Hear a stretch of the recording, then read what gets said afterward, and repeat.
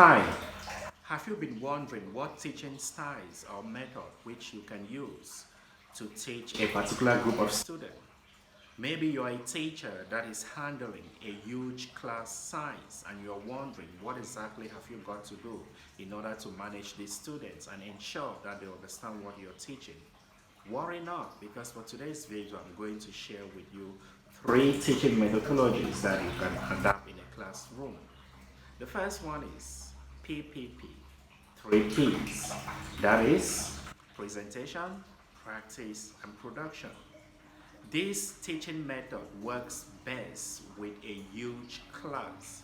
Some of you working in government schools, you might be dealing with a class of about 35 to 40 students. Using the PPP method is quite effective. Like I said, the PPP method refers to presentation, practice, and production. Let us think of a simple example like this. Let us say you intend to teach about sports vocabularies. The first P is for presentation. Therefore, what you've got to do is to draw out your lesson plan in a way that you begin by introducing the sports vocabularies. That is what is known as presentation for the first P in PPP. You present this sports vocabulary. By doing so, you are able to get an insight to see if your students understand this or they must have had previous background knowledge about sports vocabs.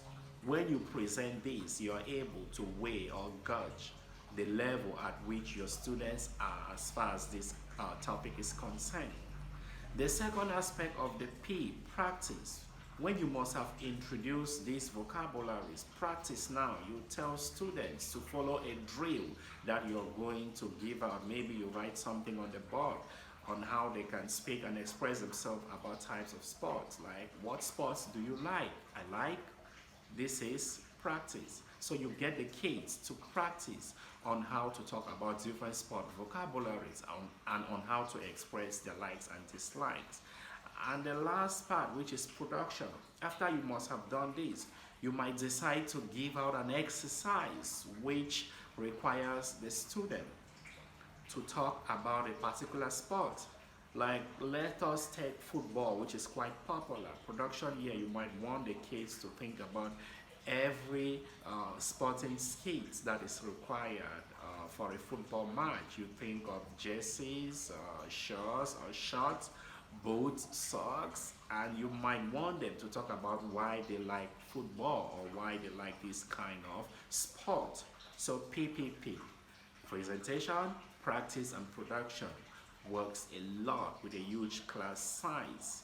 I am starting with this first teaching methodology to answer my question in the beginning of this video. Like, have you been wondering what kind of teaching method which you can use in a large class size? So PPP works best for this.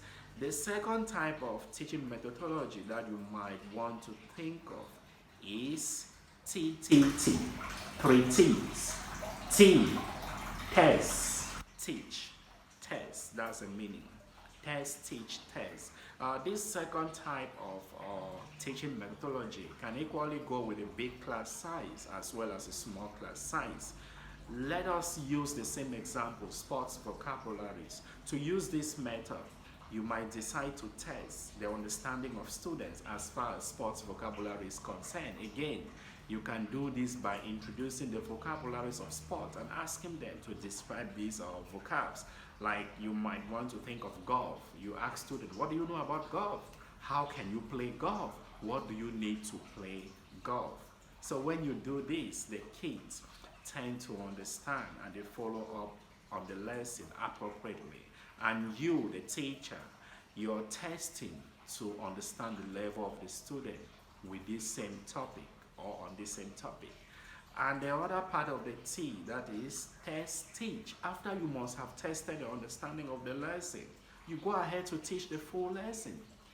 Maybe your main objective of the lesson is to enable learners to understand how to talk about the kind of sports that they like or dislike.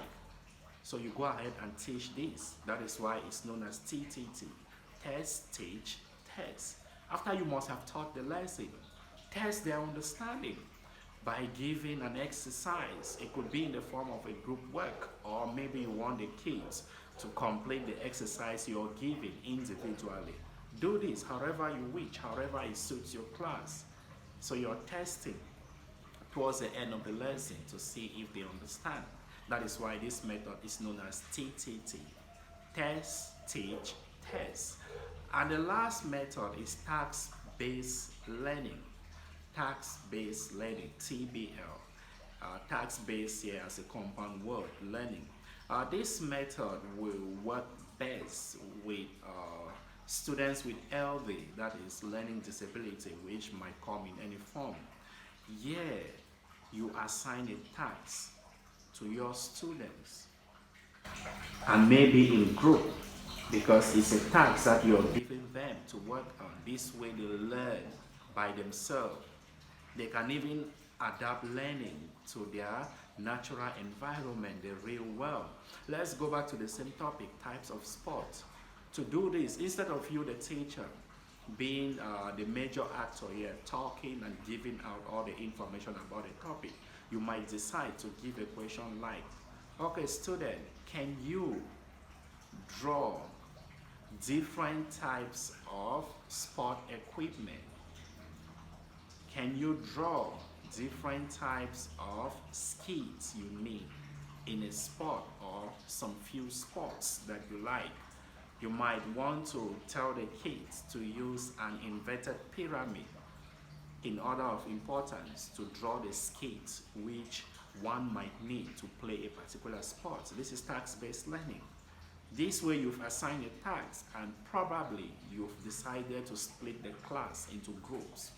Students are able to work like this, and at the end of the day you call on them to present the work which they have done. This way they learn by doing things by themselves. That is why it's known as task-based learning.